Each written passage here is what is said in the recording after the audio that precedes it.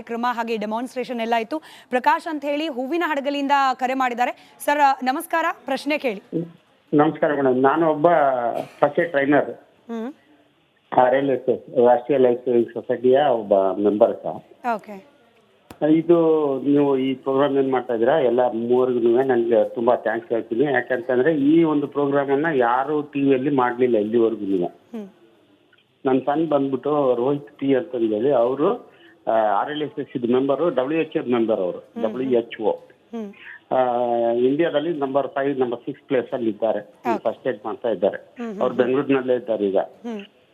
ನಾನು ನಿಮ್ಮಲ್ಲಿ ರಿಕ್ವೆಸ್ಟ್ ಏನು ಅಂದರೆ, ನಾನು ಅದಕ್ಕೋಸ್ಕರ ಕಾಲ್ ಮಾಡಿದೆ, ಯಾರಿಗಾದರೂ ಟ್ರೈನಿಂಗ್ ಮಾಡಬೇಕು ಅಂತಂದು ಹೇಳಿದ್ರೆ ಬೆಂಗಳೂರಿನಾರ ಅವ್ರು ಅವೈಲಬಿಲಿಟಿ ಇದ್ದಾರೆ.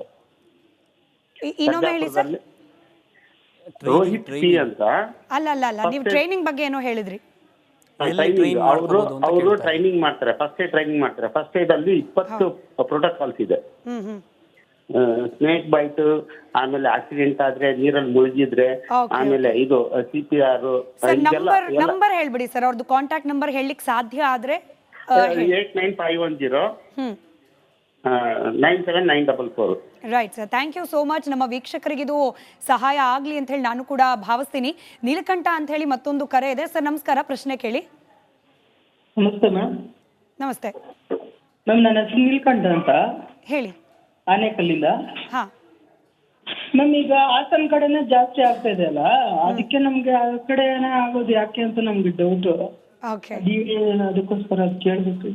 ರೈಟ್, ಬಹುಶಃ ಡಾಕ್ಟರ್ ರಾಜೇಶ್ ಉತ್ತರ ಕೊಡ್ಬೋದು. ಇದೊಂದು $1 million ಪ್ರಶ್ನೆ ಆಗ್ಬಿಟ್ಟಿದೆ ಸರ್. ಯಾಕೆ ಹಾಸನ? ಎಲ್ಲ ಬಿಟ್ಟು ಹಾಸನ ಯಾಕೆ? ಇಲ್ಲ, ಇದು ಎಲ್ಲ ಕಡೆನೂ ಆಗ್ತಾ ಇದೆ. ಇಂಡಿಯಾ ಈಗ diabetes capital of the world ಅಂತ ಇತ್ತು, ಈಗ heart disease capital of the world ಆಗಿಬಿಟ್ಟಿದೆ. ಇದು ನೀವು ಅವಾಗಲೇ ಮೀಡಿಯಲ್ಲಿ ಬಿಗಿನಿಂಗ್, ಈ ಪ್ರೋಗ್ರಾಮ್ ಬಿಗಿನಿಂಗಲ್ಲಿ ನೀವು ಹೇಳಿದ್ರೆ ಇವತ್ತು 6 ಜನಕ್ಕೆ ಹಾರ್ಟ್ ಅಟ್ಯಾಕ್ ಆಗಿದೆ ಅಂತ. ಅದು ಸ್ಮಾಲ್ ನಂಬರ್, ಅದು ಭಾಳ ಜನಕ್ಕೆ ಹಾರ್ಟ್ ಅಟ್ಯಾಕ್ ಆಗಿರುತ್ತೆ. ಅದೇನಾಗ್ಬಿಡುತ್ತೆ ಅಂದರೆ, ಇದು ಹಾಸನಲ್ಲಿ ಆಗ್ತಿರೋ ಇಶ್ಯೂಗಳು ಈಗ ಹೈಲೈಟ್ ಆಗ್ತಿದೆ. ಈಗ ಬನ್ನಿ ಸರ್, ನಮ್ಮ ಹಾಸ್ಪಿಟ್ಲಲ್ಲಿ ಯಾವುದೇ ಹಾಸ್ಪಿಟ್ಲ್ಗಾದ್ರೂ ಹೋಗಿ, ಎಷ್ಟೊಂದು ಜನ ಹಾರ್ಟ್ ಅಟ್ಯಾಕ್ ಆಗಿರೋರು ಡೈಲಿ ಬರ್ತಾರೆ. ನಮ್ಮ ಹಾಸ್ಪಿಟ್ಲ್ಗೆ ಅಷ್ಟೇ ಇಲ್ಲ, ಎಲ್ಲ ಕಡೆ ಬರ್ತಾರೆ. ಈಗ ಇದು ಆರ್ಟಿಫಿಷಿಯಲ್ ಆಗಿ ಹಾಸನಲ್ಲಿ ಆಗ್ತಿರೋದು ಹೈಲೈಟ್ ಆಗ್ತಾ ಇದೆ ಅಷ್ಟೇ. ಆದರೆ ನಾವು ಇಂಡಿಯನ್ಸ್ ಆಗಿ ಡೆಫಿನೆಟ್ಲಿ ನಮಗೆ ಈ ಹಾರ್ಟಿನ ತೊಂದರೆಗಳು ಬಹಳ ಸುಲಭವಾಗಿ ಆಗುತ್ತೆ. ಯಾಕಂದರೆ ನಮಗೆ ಜೆನೆಟಿಕ್ ಪ್ರಾಬ್ಲಮ್ ಇದೆ ಅದು. ಅದ್ರ ಜೊತೆಗೆ ನಮ್ಮ ಜೀವನ ಶೈಲಿಯಲ್ಲಿ ಏನೆಲ್ಲ ಈಗ ಅಧ್ವಾನ ಆಗೋಗಿದೆ, ಅದರಿಂದ ಇಂಡಿಯನ್ಸ್ಗೆ ಹಾರ್ಟ್ ಅಟ್ಯಾಕ್ ಆಗೋ ಚಾನ್ಸ್ ಜಾಸ್ತಿ. ಇದು WHO ಸ್ಟಡೀಸು, ಹಾರ್ವರ್ಡ್ ಸ್ಟಡೀಸ್ ಎಲ್ಲನೂ ಇದೆ. ಅಂದರೆ ಇಂಡಿಯನ್ಸು ಬೇರೆ ದೇಶದಲ್ಲಿ ಹೋಗಿ ಸೆಟ್ಲ್ ಆದ್ರೂ, ಅಲ್ಲಿ ಬೇರೆ ವಾತಾವರಣ ಚೆನ್ನಾಗಿದ್ರೂ, ಅಲ್ಲಿರೋ ಜನಕ್ಕೆ ಕಂಪೇರ್ ಮಾಡಿದ್ರೆ ಇಂಡಿಯನ್ಸ್ಗೆ ಹಾರ್ಟ್ ಅಟ್ಯಾಕ್ ಆಗೋ ಚಾನ್ಸು ಜಾಸ್ತಿ. ಅದು ಜೆನೆಟಿಕ್ ಪ್ರಾಬ್ಲಮ್. ಈಗ ಸದ್ಯಕ್ಕೆ ಹಾಸನ್ ಫೋಕಸ್ ಅಲ್ಲಿದೆ, ಅದಕ್ಕೆ ಹಂಗೆ ಅನಿಸ್ತಾ ಇದೆ.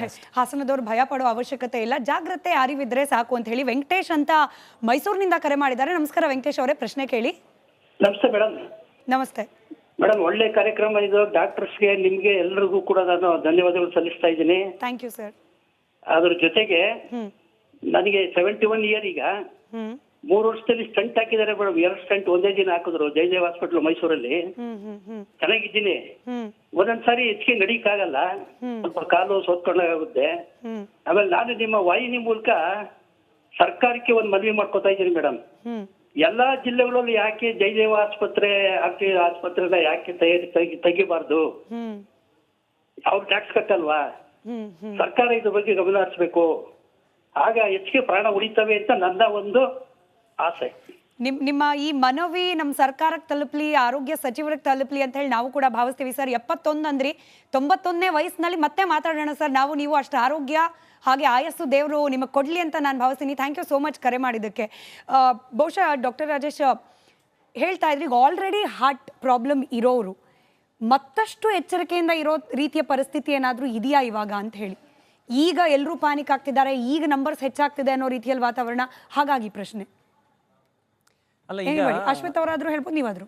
ಈಗ ಹಾರ್ಟ್ ಅಟ್ಯಾಕ್ ಅಂದರೆ ಇದು ಈಗ ಪ್ಯಾನಿಕ್ ಆಗ್ತಾ ಇದೆ ನಿಜ, ಬಟ್ ಈ ಪ್ಯಾನಿಕ್ನ ನಾವು ಪಾಸಿಟಿವ್ ಆಗಿ ತೊಗೋಬೇಕು. ಏನು ಅಂದರೆ, ಈಗ ನಾವು ಎಷ್ಟೊಂದ್ಸಲಿ ನೋಡಿದ್ದೀವಿ, ಈಗ ಯಾರಿಗಾದ್ರೂ ಸರ್ಜರಿ ಆದಾಗ, ಸರ್ಜರಿ ಆದಮೇಲೆ ನಾವು ಈ ರೀತಿ ಮಾಡಿಬಿಡಿ ಅಂತ ಹೇಳಿದ್ರೆ ಒಂದು 3 ತಿಂಗಳು 6 ತಿಂಗಳು ಭಾಳ ಚಾಚು ತಪ್ಪದೆ ಕಟ್ಟುನಿಟ್ಟಾಗಿ ಪಾಲಿಸ್ತಾರೆ.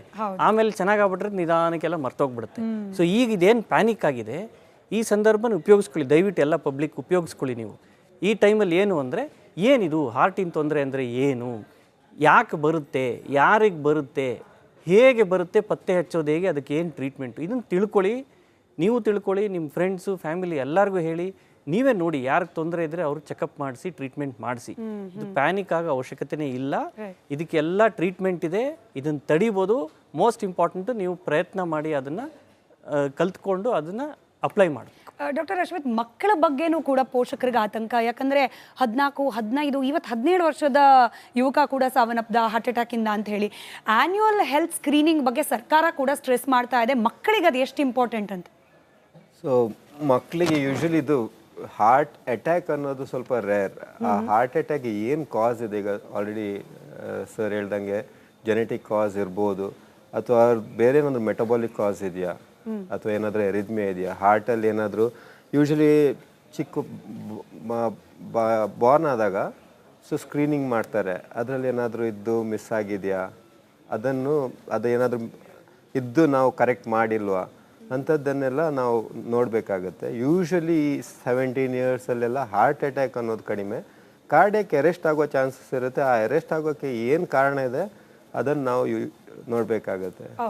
ಇದು ನಾನು ಜಸ್ಟ್ ಇದಕ್ಕೆ ಅವ್ರು ಹೇಳಿದ್ದಕ್ಕೆ ಆ್ಯಡ್ ಮಾಡ್ತೀನಿ. ನೀವು ಕೇಳಿದ ಕ್ವಶನ್ ಇದು.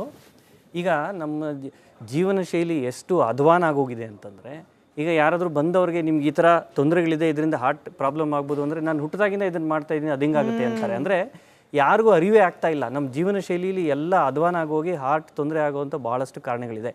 ಈಗ ನಾನು ಪ್ರಾಕ್ಟೀಸ್ ಸ್ಟಾರ್ಟ್ ಮಾಡಿದಾಗ, ನನಗೆ 20 ವರ್ಷದ ಮೇಲೆ ಎಕ್ಸ್ಪೀರಿಯನ್ಸ್ ಇದೆ. ನಾನು ಪ್ರಾಕ್ಟೀಸ್ ಸ್ಟಾರ್ಟ್ ಮಾಡಿದಾಗ 50-60 ವರ್ಷದಲ್ಲಿ ಪೇಷಂಟ್ಗಳು, ಹೆಚ್ಚಿನ ಪೇಷಂಟ್ಗಳು ತೊಂದರೆ ಆಗಿ ಬರೋರು, ಹಾರ್ಟ್ ತೊಂದರೆ ಆಗಿ. ನಾನು ಈ 20 ವರ್ಷದಲ್ಲಿ ಪ್ರಾಕ್ಟೀಸ್ ಮಾಡ್ತಾ ಮಾಡ್ತಾ ಏನು ನೋಡ್ತಾ ಇದ್ದೀನಿ ಅಂದರೆ, ನಿಧಾನಕ್ಕೆ ಅರ್ಲಿಯರ್ ಏಜ್ ಗ್ರೂಪಲ್ಲಿ ಆಗ್ತಾನೇ ಬರ್ತಾ ಇದೆ. ಈಗ 20 ವರ್ಷದವರೆಲ್ಲ ಹಾರ್ಟಿನ ತೊಂದರೆ ಆಗಿ ಹಾರ್ಟ್ ಅಟ್ಯಾಕ್ ಆಗಿ ಬರ್ತಾ ಇದ್ದಾರೆ. ಅಂದರೆ ನಮ್ಮ ಜೀವನ ಶೈಲಿ ಅಷ್ಟೊಂದು ಅಧ್ವಾನ ಆಗೋಗಿದೆ. ಅದಕ್ಕೆ ಈಗ ಇದನ್ನು ನಮ್ಮ ಜೀವನ ಶೈಲಿ ಬದಲಾಯಿಸ್ಕೊಂಡು ನಾವು ಅದನ್ನು ತಡಿಬೋದು. ಇನ್ನೊಂದೇನು ಅಂತಂದರೆ, ಅವಾಗ ಚೆಕಪ್ ಮಾಡಿಸ್ಕೊಳ್ಳೋದು, ರೆಗ್ಯುಲರ್ ಆ್ಯನ್ಯುವಲ್ ಹೆಲ್ತ್ ಚೆಕಪ್ ಮಾಡೋದು. ಇದು ಕಾಂಟ್ರವರ್ಷಿಯಲ್ ಇದು, ಬಟ್ ನಾನು ಆ್ಯಸ್ ಎ ಡಾಕ್ಟರ್ ನಾನು ತೊಂದರೆಗಳಾಗಿರೋದನ್ನು ನೋಡಿ ಸಜೆಸ್ಟ್ ಮಾಡ್ತಾ ಇದ್ದೀನಿ. ಆ್ಯನ್ಯುವಲ್ ಹೆಲ್ತ್ ಚೆಕಪ್ ಮಾಡಿಸ್ಕೋಬೇಕು. ಮುಂಚೆ ಆದರೆ 40 ವರ್ಷದ ಮೇಲಿರೋರಿಗೆ ನಾವು ಹೇಳ್ತಾ ಇದ್ವಿ ಆ್ಯನ್ಯುವಲ್ ಹೆಲ್ತ್ ಚೆಕಪ್ ಮಾಡಿಸ್ಕೊಳ್ಳಿ ಅಂತ. ಈಗ ನಿಧಾನಕ್ಕೆ ಅದು 35 ಆಯಿತು, 30 ಆಯಿತು. ಈಗ ಯಾರೆಲ್ಲಾದರೂ ತೊಂದರೆ ಇದೆ ಅಂದರೆ ಅವ್ರ ಲೈಫ್ ಸ್ಟೈಲ್ ಅಷ್ಟು ಹಾಳಾಗೋಗಿದೆ ಅಂದರೆ, we advise even before that once in 2 ಇಯರ್ಸೋ ಒನ್ಸ್ ಇನ್ ಎ ಇಯರೋ ಹೋಗಿ ಚೆಕಪ್ ಮಾಡಿಸ್ಕೊಳ್ಳಿ. ಚೆಕಪ್ ಮಾಡಿಸ್ಕೊಂಡು ಎಲ್ಲ ನಾರ್ಮಲ್ ಇದೆ ಅಂತ ಅದೇ ಅದನ್ನು ಅಧ್ವಾನ ಅದು ತಪ್ಪು. ಅದನ್ನು ಅವ್ರ ಜೀವನದಲ್ಲಿ ಏನಾದರೂ ತೊಂದರೆಗಳು ರಿಸ್ಕ್ ಫ್ಯಾಕ್ಟರ್ಸ್ ಐಡೆಂಟಿಫೈ ಆದರೆ ಅದು ಕರೆಕ್ಟ್ ಆಗಬೇಕು. ಟೆಸ್ಟಲ್ಲಿ ಹೆಚ್ಚು ಕಡಿಮೆ ಬಂದ್ರಷ್ಟೇ ನಾವು ಸ್ಟೆಪ್ಸ್ ತಗೋಬೇಕು ಅಂತಿಲ್ಲ. ಸ್ಟೆಪ್ಸ್ ನಾರ್ಮಲ್ ಇದ್ರೆ ಒಳ್ಳೇದು, ನಿಮ್ಗೆ ತೊಂದರೆ ಆಗಿಲ್ಲ ಅಂತ. ಜೀವ ಸಹಿತವಾಗಿ ಇರಬೇಕು, ಜೀವನದಲ್ಲಿ ಇನ್ನೂ ತುಂಬಾ ನೋಡಬೇಕು, ಮಾಡಬೇಕು, ಅನುಭವಿಸಬೇಕು ಅಂದವರು ಮೊದಲು ನಿಮ್ಮ ಬಗ್ಗೆ ನೀವು ಕಾಳಜಿ ಮಾಡ್ಲಿಕ್ಕೆ ಪ್ರಾರಂಭ ಮಾಡಿ ಅನ್ನೋದು moral of the story. Anyway thank you so much ಮೂವರಿಗೂ ಕೂಡ.